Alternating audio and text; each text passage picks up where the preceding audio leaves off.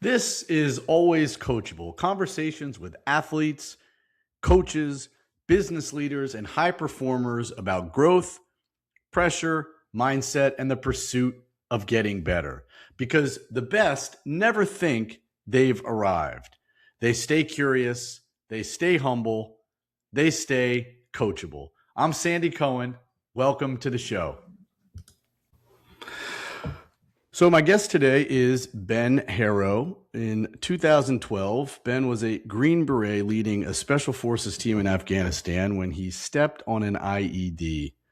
The blast took both his legs above the knee, 2 fingers, and part of his arm. He woke up 3 days later in a hospital in Germany. And here's what he did with that. He put himself back together one step at a time. Got back into playing hockey, got married, has 2 great kids, business leader, and a widely respected speaker. He's a West Point grad, Division I lacrosse player, and actually the man who wrote the foreword to my new book. He's also someone I have great respect for, and I'm lucky enough to call him a friend. Ben, I wanted you on the show, the first show, because here's how you come across to me. My view from the outside, a man who's lived many lives and carries all of it with calm instead of ego. You lead without needing to prove anything. You never quit. And after everything, you're still curious, still learning, and still coachable. So Ben, welcome to the show, my man. Sandy, I appreciate you having me. Big day for both of us. Your first podcast, my first setup with all my podcast equipment in my office. Yeah. So we're setting records. Trying to make me look bad. We've been on here for a minute. Your setup looks better than mine. How close do you think my intro was to how you see yourself? Do you see yourself in that way? Yeah, I mean, I think that's one of the better intros I've gotten. I mean, you got everything right. You didn't introduce me as like an Army Ranger or totally get my background askewed. We do our homework here. That's what we do. I know. I appreciate it. Yeah. It's what you practice, what you preach. You put in all the steps in before game time. That's it. So you think it was pretty accurate. Hearing any of those things, is that really how you see yourself? Yeah. I mean, I'm not, I don't think I'm anything. I know I have an amazing story. I know I've done some amazing things. But I'm not out there, selling myself as anything else than who I am. How you introduce myself. I'm a father, trying to be a business leader, continually coming up with new and interesting ideas to innovate for the greater good, to do things that I think would be more beneficial for communities that I'm passionate about, the veteran community, athletes, stuff like of that nature. And at the end of the day, I feel like I'm just a dad, I'm husband, father, and just like anybody else, shuttling the kids around from soccer practice and dance and trying to make it home for dinner. Yep. I knew you were going to be humble about that answer. I knew it. Is there a part of you that you think people get wrong when they see you or interact with you? Is there a part of you that you think people have misconceptions about? Maybe I'd be taller. I don't know. No, I'm joking. It's a good inside joke. I get it. Yeah. That's an interesting question. I guess, I mean, maybe they're surprised by my humility, or how approachable I am. That's something I try and do, and I've always tried to be good at, is connecting with people. I think that's what makes a really good Green Beret. And especially in our line of work, in special forces specifically, is you have to be able to build rapport with people. You have to build trust with people. Even if you don't speak their language, you need to figure out how to speak their language. You need to figure out common bonds. And that translates, I think, to a lot of different skills. I was talking to a buddy of mine, Kyle Morgan. I was just on his podcast earlier this week. Kyle and I were special forces teammates, and then he went over to Delta Force and did a bunch of great stuff, and he's got an amazing story. So free shout out and marketing to Kyle Morgan and Blue Bearing. What's up, Kyle? But yeah, I mean, I don't think there's any. I don't think I come off as too gung ho, and then you meet me, and it's like, whoa, this guy's so laid back. Do you think that you were like that before your time in the military? Like the word that really pops out to me is your humility, which anybody that knows you, that's certainly one of the things I was drawn to right at the beginning. Yeah. But how do you think you got there? If you have to take me back to a time when that wasn't the version of you, when was that? I think that, and this plays, I think, into the podcast, and also to your world of working with athletes and coaching athletes. I think that when you show up to the rink or to the field a little bit cocky and arrogant, you're humbled, right? And it's better to approach new situations when you're meeting people with a little bit of humility in class, than trying to step on the rink and thinking that you're hot shit, because you put your head down for a second while you're crossing the blue line, and the next thing that you're seeing Yep. is the lights on the ceiling of the rink, which I vividly remember as a peewee having the opportunity to practice with the Bantams, and I thought I was hot shit. And the next thing I know, when we were doing like one-on-one drills, length of the ice, I put my head down for a second, and this kid just rang my bell so so hard. And you learn quick when you're crossing the neutral zone. You got to skate with your head up. Do you think for you, a lot of the qualities that you have now, do you think that was built through your past in athletics? Was it your time spent in Absolutely. military? Yeah. Yeah, I mean, I think the foundation comes from athletics. Obviously, everything I did as a special forces operator, my time in the military, deployments, that was just the graduate school level of all that. But the rock and the foundation of who I am in terms of hard work, humility, understanding that what you put in today is going to help you in the future, tenfold in everything you do in life: athletics, work, life, relationships. Um, Definitely came from sports. So I just took my son to kind of like a strength training session earlier this morning with a girl I know that runs like one-on-one sessions at a gym. And we were just talking, and I said, when I was his age at 15, 16, I like just discovered mobility and plyometric training and strength training in high school. And I would purposely go to the track at like 2, 3 in the afternoon in Eastern North Carolina, where I was living at the time.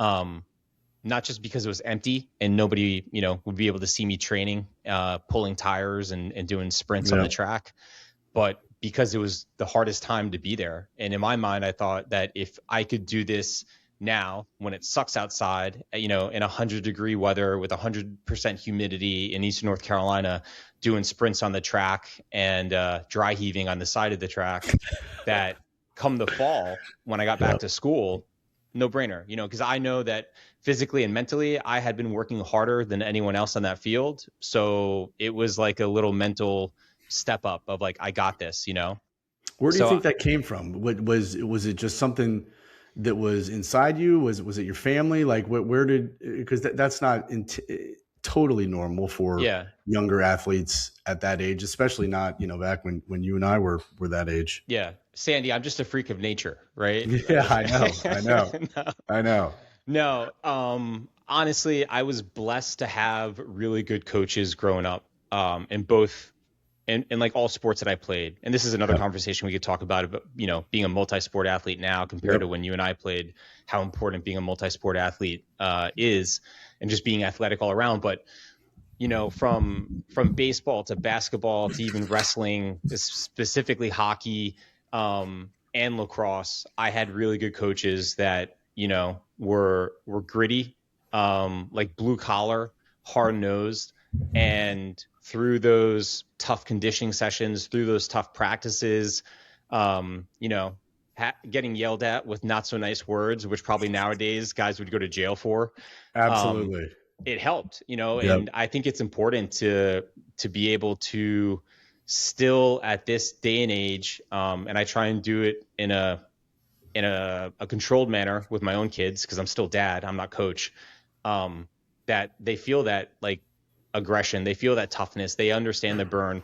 And I tell Peyton all the time, and I'm starting to tell my daughter now because she's getting more serious with dances, And to just be just for great. people to know, do you mind sharing the Oh ages of the yeah, kids? sure. So my daughter is 11 and my son is 15. And I tell them, to be great, you have to enjoy the grind because that's what gets you to greatness, right? Like you have to be able to enjoy like the work, right? Like you can't look at another conditioning practice and head down and this sucks. Like yeah, it's going to suck, but it sucks for everybody.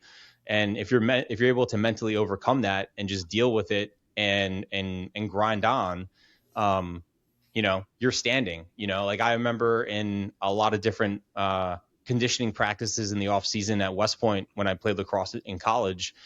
um it sucked for all of us. It's like 20 degrees outside in upstate New York. We're all in like Yeah. multi layers trying to stay warm and not get frostbite. But I would always look around at the end of sprints and see who had their hands on their knees. And I refused to put my hands on my knees as much as I was huffing and puffing Yep. because I just didn't want to be that guy. Like I wanted to be seen as someone that like, this doesn't faze me. Yep. Tell me what you think about this. I see this a lot in the work that I do. Um, it's just a different time. I don't know if it's better or worse, but it seems like younger people today maybe don't fully have that understanding of the concept of grit, right? Like the concept of the reason why today matters is not because you're going to win something tomorrow or accomplish everything by tomorrow, but eventually when we add up all of the todays, like that's achievement, right? And that Yeah. is when you peel back the layer, that is the story for everybody. It kind of sounds like that's what you're saying that you learned at an early age. Yeah. I mean, so a couple things. Number one, I get asked a lot about like my resilience and like grit and like where do I get that from? And I think it's a muscle that we all have. Some people are probably born with it a little more than others, but if you work at it, like any muscle, it grows and grows and grows, and you can be super strong in terms of resilience, right?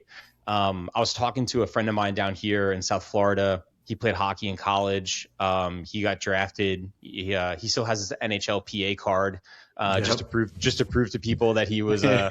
Yeah. a professional hockey player. Yeah. But he was saying like, we're talking about youth athletes now and development and where that takes you. And he said he was watching guys play on TV that he had played with in college and in juniors, etc.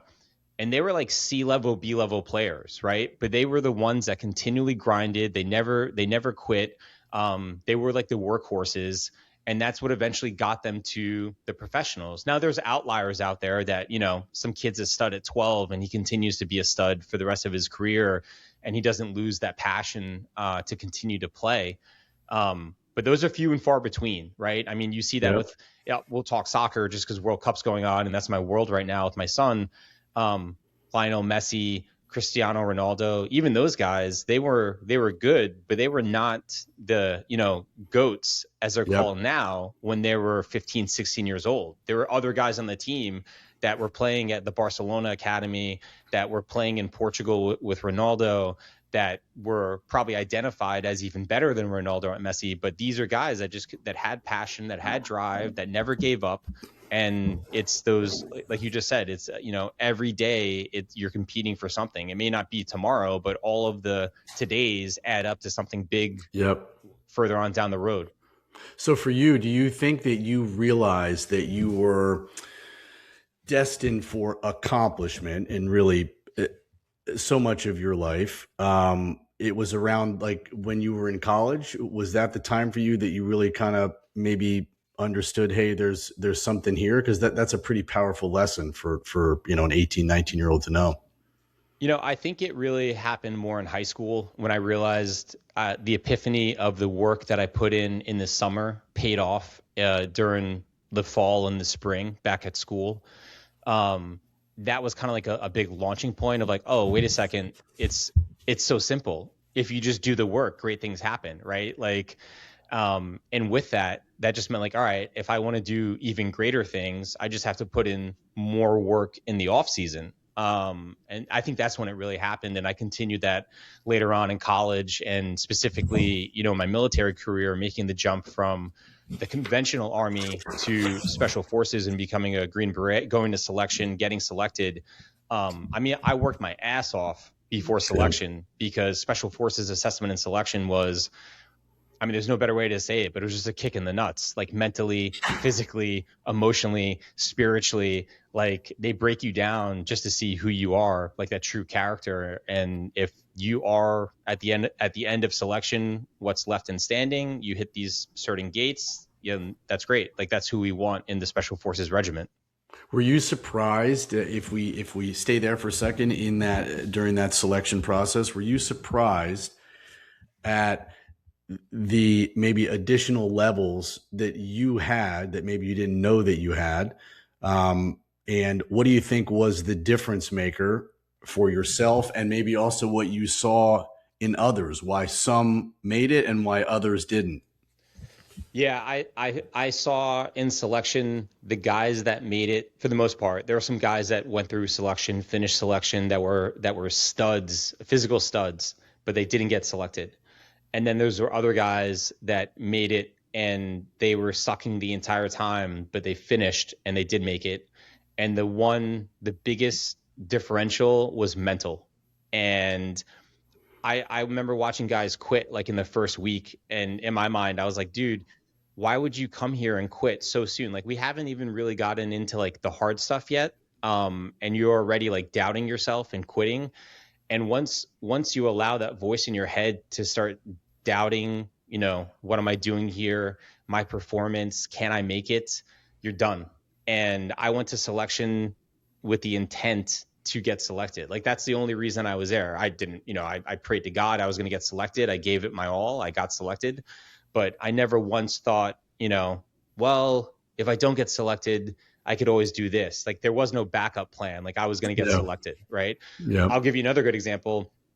There was no real backup plan to not going to West Point. And I remember I wanted to play Division I lacrosse. I wanted to go to one of the service academies, and it came down to either West Point or the Naval Academy. It turned out to be West Point.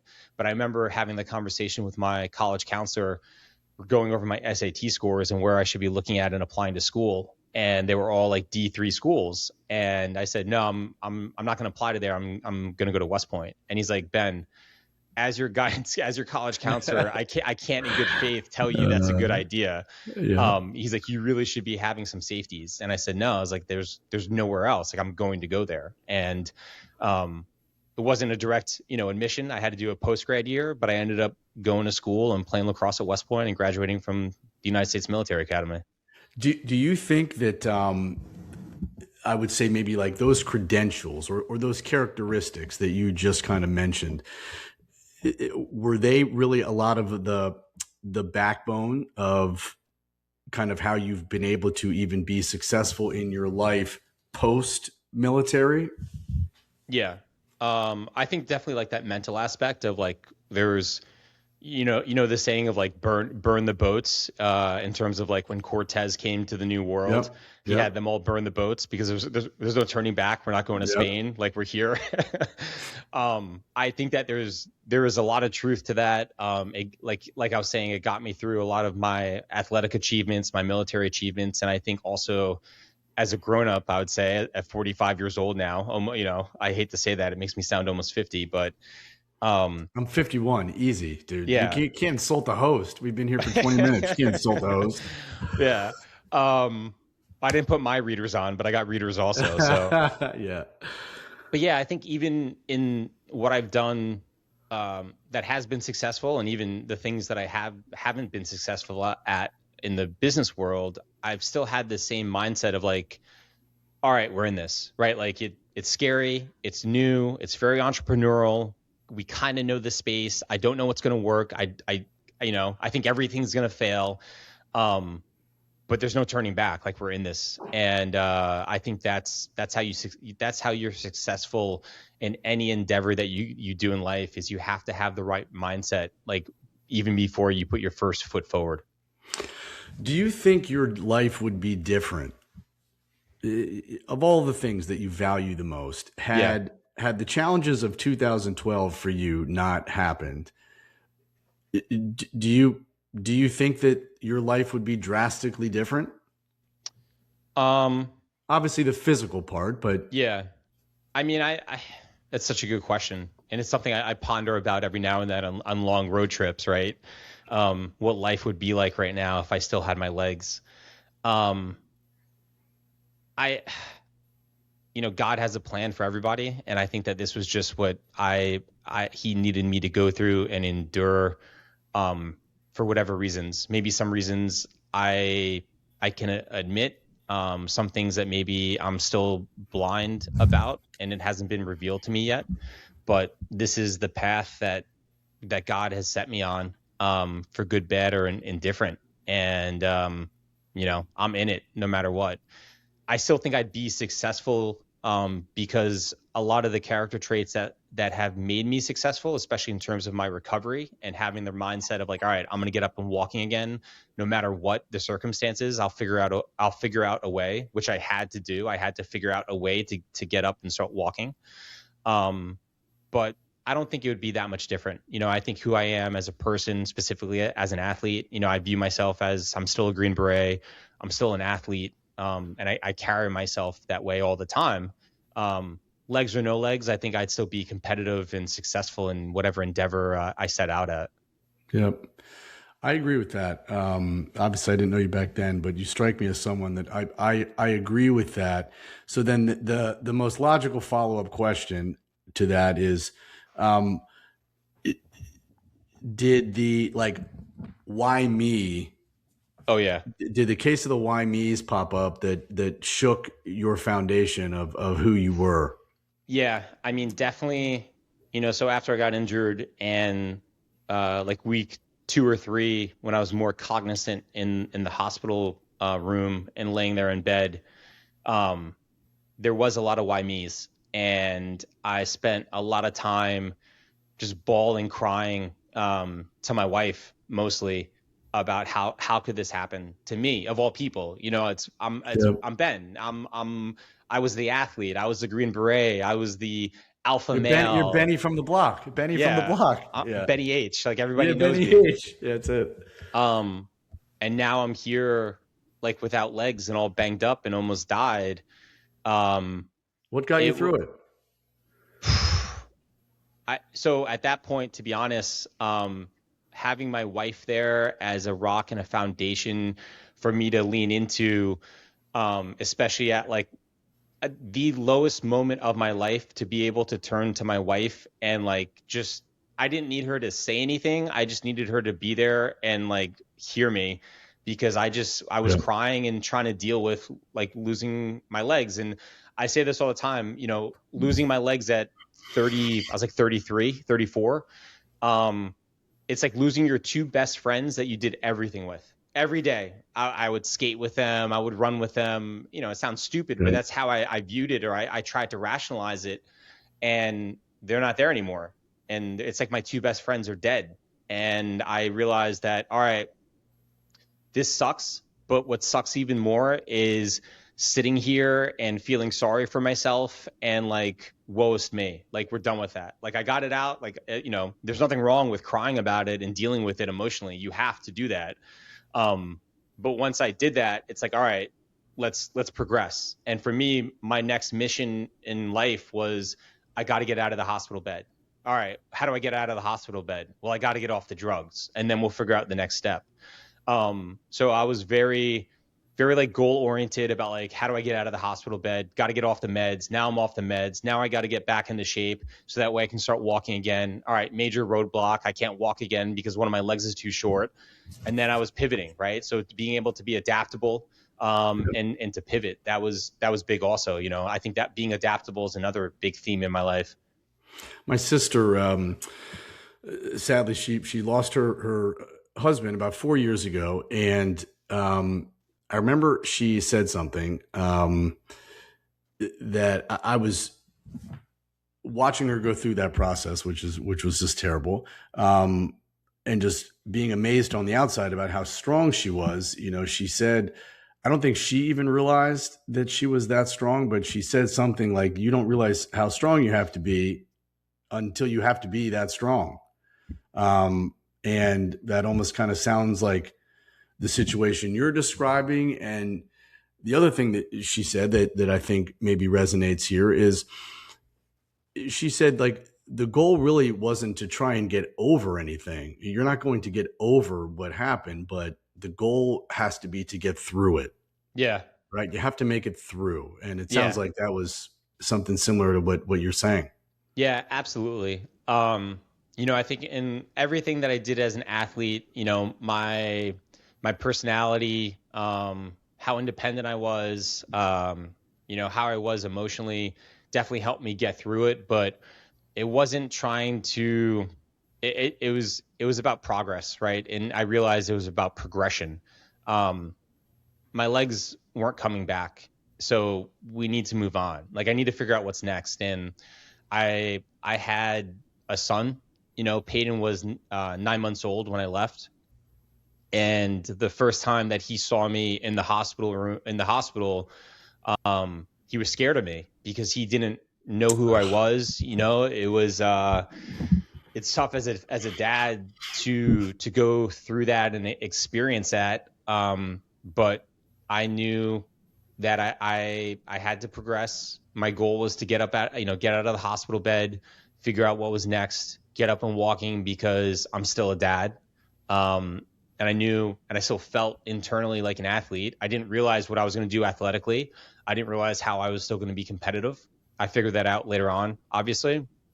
But yeah, it's being able to like deal with it and endure it, but realize that you need to, move out of this space, right? And it's on you to figure that out. And you have a support system. Like I said, my wife was there to support me. Our family was there to support us. Friends were there to support us. And I was lucky in that regard to have a good foundation to help with that. Would that be your message to other, maybe because it's your world, other military personnel that, and I'm sure you've probably done this many times over the years, but people who are maybe in the hospital, kind of similar to when you woke up 3 days later and kind of had to deal with the reality of what was going on. Um, is that the sort of counsel or advice that you would give to someone who was laying there kind of as you were, 14 years ago? Yeah, I mean, if I walked into a hospital room now and saw somebody that had my same injuries, I would let them know that this is only temporary. And the longer that you sit here and dwell in the sorrow of it, and that's fine. Well, it's not fine; it's understandable. But the longer that you sit here and dwell on it and don't think about the opportunities that you still have out there, um, the worse it's going to be for you. You're really master of your own fate. In fact, on the wall, I asked them to put that poem Invictus on my Yep. hospital room wall, Yep. which at the time I used to kind of read over and over again. There's only some portions that I remember, 12 years later, but Which is really crazy because I don't even think you knew how to read. I didn't even know yeah. that you could read. All this impressive stuff, but the guy can't read. I know. But I'm the master of my fate. I'm the captain of my soul, Yep. right? And Amazing. it's on you.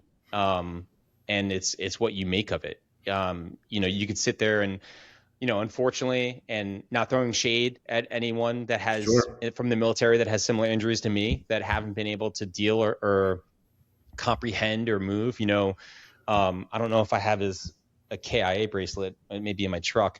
But another seventh grouper who I met for the first time on that deployment in 2012 that I got injured on, a guy named Josh Burnett.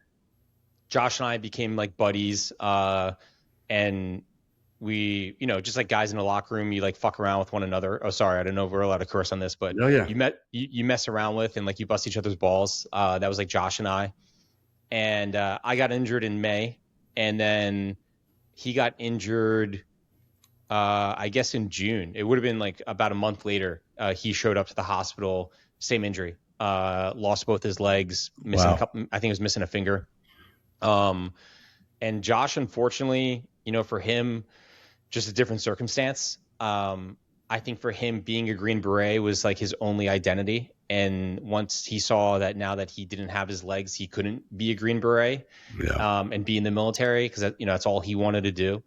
And I understand that. But he just dealt with a lot of mental issues with that, and eventually took his own life, because he couldn't deal with it. And that's unfortunate, because like we were talking about, and I was just talking about this with my team sergeant from this ODA that I was on, 7211, when I got injured, a guy named Scotty Wrestler. And Scotty, great team sergeant, great human, loved him, but he Great had a lot of name. It's a great yeah. name. Well, we call him Scotty Too Hottie, and It's not so too hottie. Scotty had a lot of PTSD issues, just with constant deployments, a constant Yeah. combat, constantly losing friends, and he was really going down a hole and spiraling fast. And Scotty was one of these guys that did a bunch of different treatments.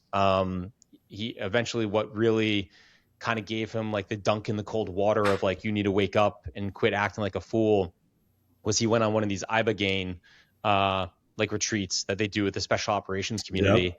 And he said that it took, I think it was one treatment, maybe it was two, of the Ibogaine. And he just felt like he realized that we have to stop, guys have to realize that there's more out there. We have to stop killing ourselves in our community. And so unfortunately, back to Josh and guys like myself, dealing with this mentally, I would tell them that there is a tomorrow, right? Like, it sucks right now, but every day you're going to progress. And that speed of progression is really on you, and how hungry you are to realize that there is a tomorrow. The glass is half full. This isn't the end of the world. What you just said there, is that something that you are actively practicing right now in your work and just really all parts of your day-to-day life? Yeah, absolutely. I mean, I think, for me personally, I continually practice gratitude. And what that means is I just, every morning I do some breathing and meditation work, and then jump in the ice bath. But while I'm doing that, I'm praying, trying to have a conversation with God, thanking him for the gifts, the fruit that he's allowed me to bear, the family that I have, the opportunities that I have, the fact that I'm still alive, and realizing, God's not a genie. He's not just going to give you everything that you want. He's also going to give you things that, for you to learn from, and make you a better person. But I do constantly kind of have a glass half full mentality. And I think you have to, especially in the special operations world, not just, take away all these injuries, but just going through selection, right? Like, you're cold, you're wet, you're hungry, you're tired. But hell yes, like, we're out here. Like, I want to be a Green Beret. Like, Yep. I will embrace the suck, right? Yep. Which should be one of your next T-shirts or hats. Yeah, Embrace the yeah. suck. I had a coach a long time ago. I wish I could take credit for it, but he was talking about perspective, that glass half full, glass half empty, and he said, I think it's neither. There's a whole other lane that he said, what if the glass is just refillable? And Oh for man, I me, love that. that was, it was unreal, right? Because he's like, Yeah. just go to the sink and put more water in the glass, right? It's refillable. Yeah, I love that. I mean, it's still in line with like the glass is half full, right? Like, yeah, it sucks. You may feel empty right now, but just go That's to right. the sink and fill the glass back up, That's right. It's within your control. And I don't know if it's A or B. I'm going to make it be C, Yeah. Is there anything that you think, and we'll wrap up here, is there anything that you think you are kind of still figuring out? And what does staying coachable look like for you right now in your life?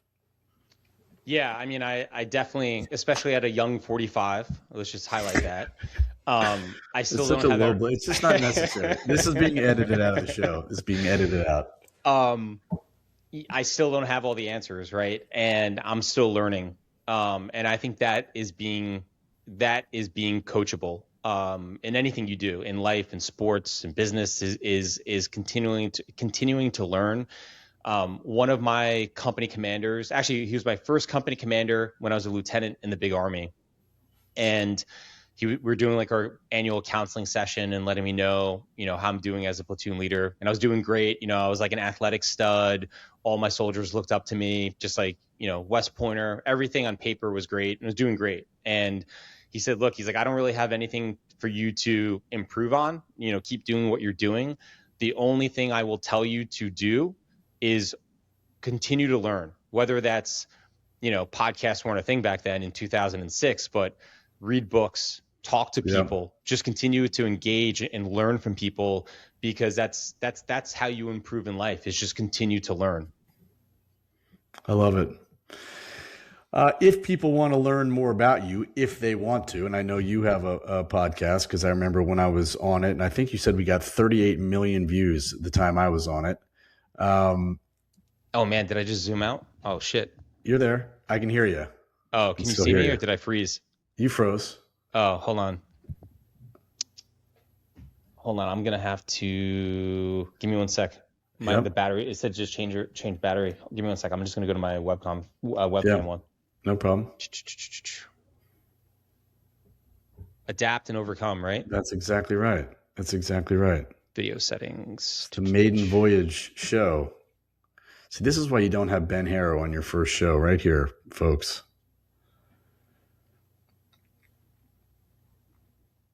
But such good messages. Give me 1 sec. I'm going to see if I can change the battery real quick. No problem. Hold on 1 sec. So we'll riff a little bit. I'll talk about how I met Ben. I actually met Ben while playing a pickup hockey game probably 10-ish years ago. I'll never forget it. We were all kind of skating around on the ice, and we saw a video camera outside the rink in one of the corners pointed down, and it was getting a whole bunch of attention, and we went over there.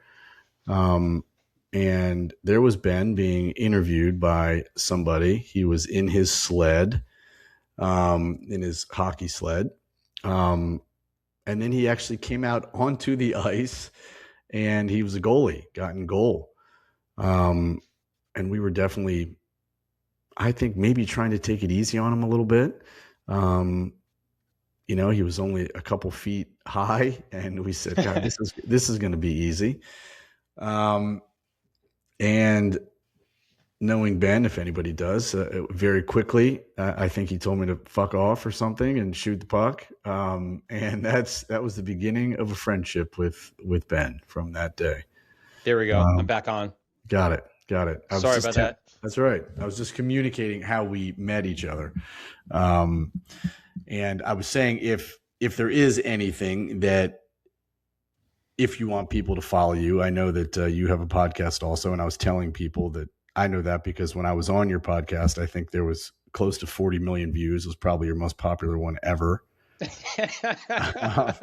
That's right. Rogan called me to see if I could send him your contact info. That's right. Thank you. Yeah, I'll send you my updated information. But if there is any, if you like anybody to learn anything about you or follow you, I wanted to give you the chance to say that. You could follow me on Instagram. It's just bharrow37 is my Instagram handle. So I did the podcast. I've stopped podcasting. I'd like to get back. I think I'm going to get back into it, but the past year, just with everything I've been doing, helping, so busy. Yep. Yeah. Just so much stuff going on with helping a friend of mine who's another Green Beret and also our Lieutenant Governor of Florida run for governor.